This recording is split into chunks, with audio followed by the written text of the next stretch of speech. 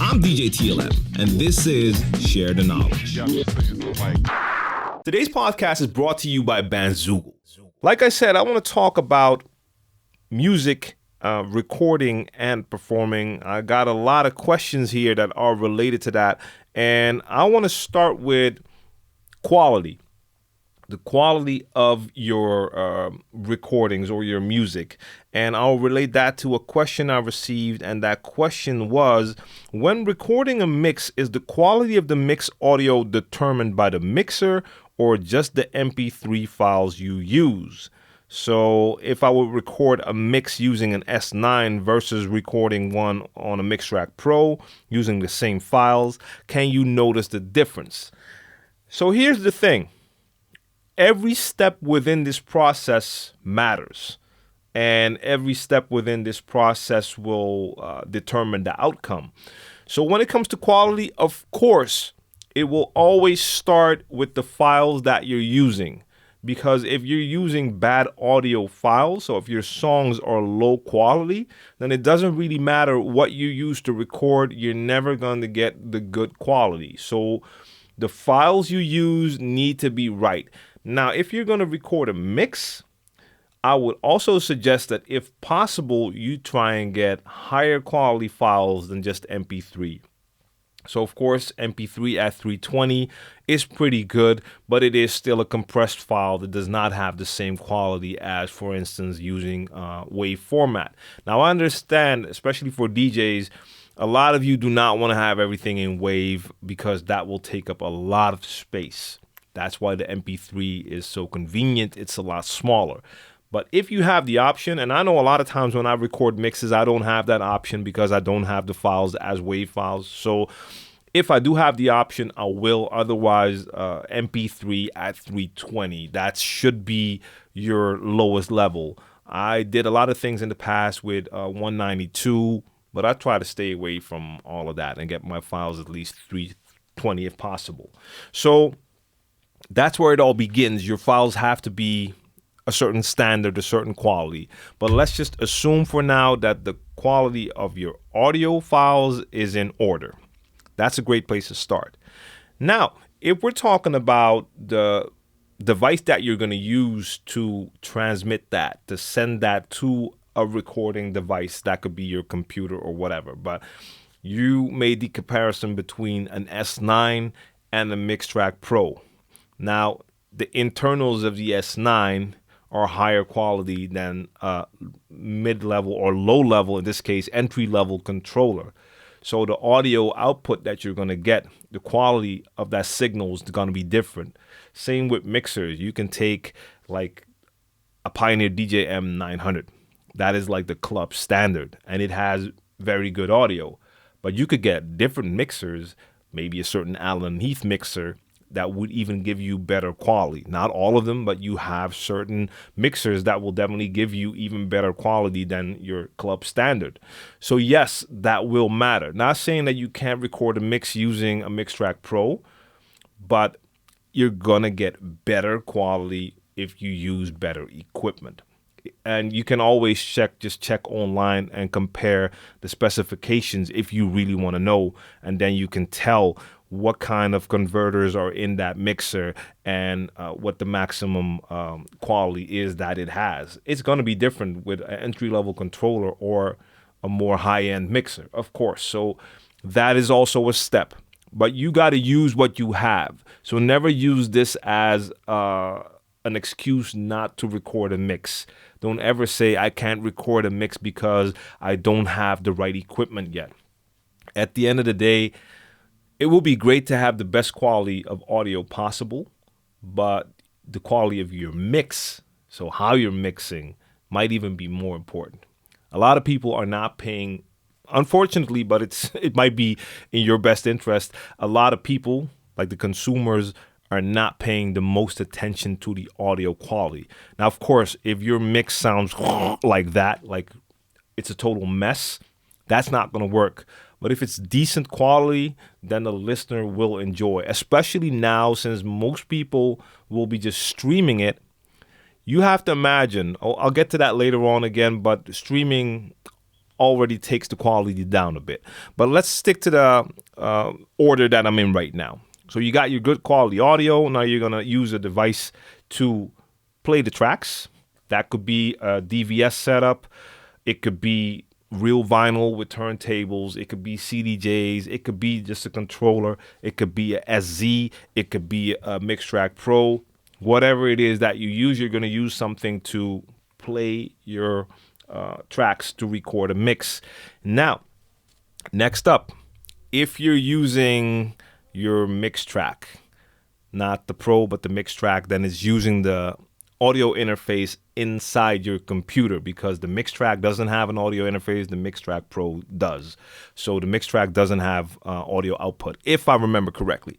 But anyway, what you use to record on also matters. So if I recorded a mix, when I was recording a lot of my mixtapes, I would have an external audio interface that would be connected to the mixer. So I was using, back in the days, vinyl. But after that, of course, DVS, I was using Serato. And I would play tracks. I would record the tracks in software on my laptop or on my computer, the studio computer. And the audio would not go straight into the computer, because a lot of times the computer would have like this little line input you could use.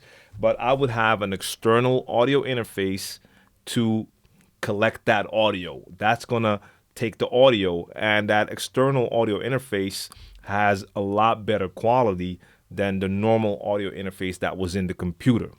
So if you don't have that and you just have the computer, then you use whatever is in the computer. Once again, never use this as an excuse not to record.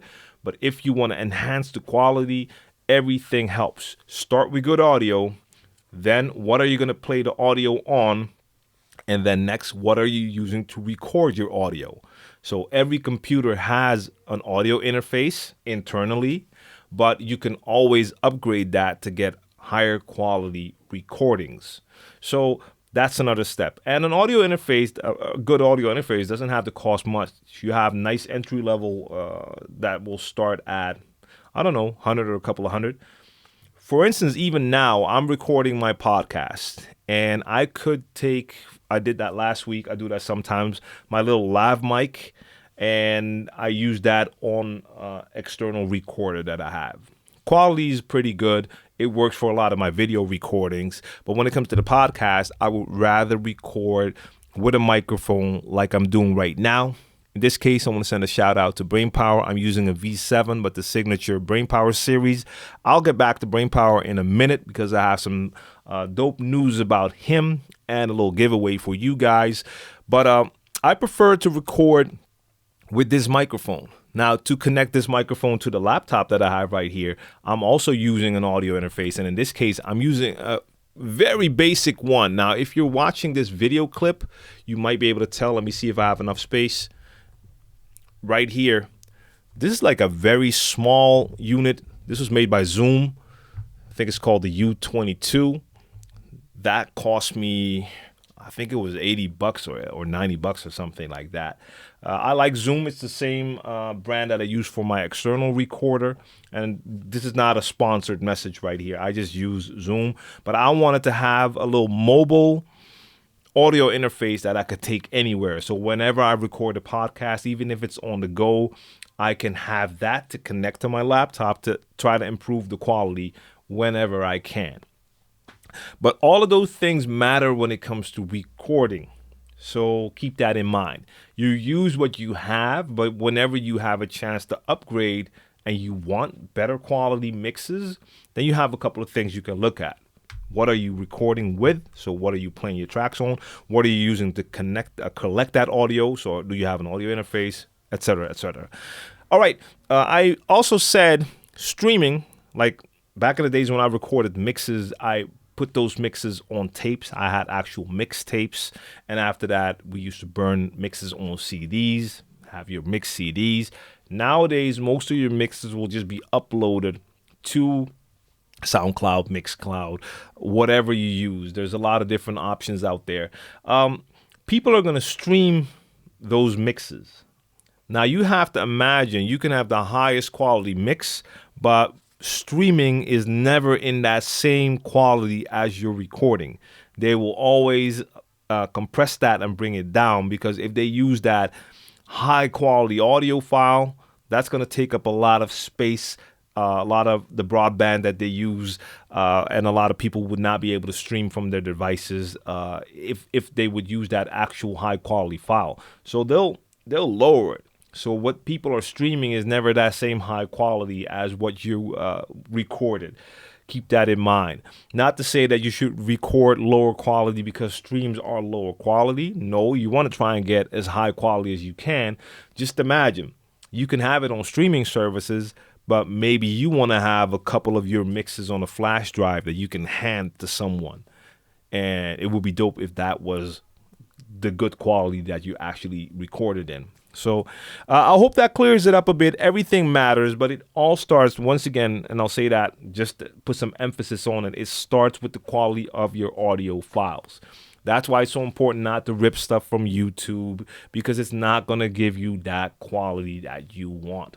Hey guys, thanks for tuning in to one of the video clips from my Share the Knowledge podcast. If you want to check out a full episode, you can find me on iTunes, Anchor, and SoundCloud. And of course, you can check more video footage right here on djTLMtv. Make sure you subscribe to the channel for all DJ related content, activate the notifications, and share the video so you can help me share the knowledge.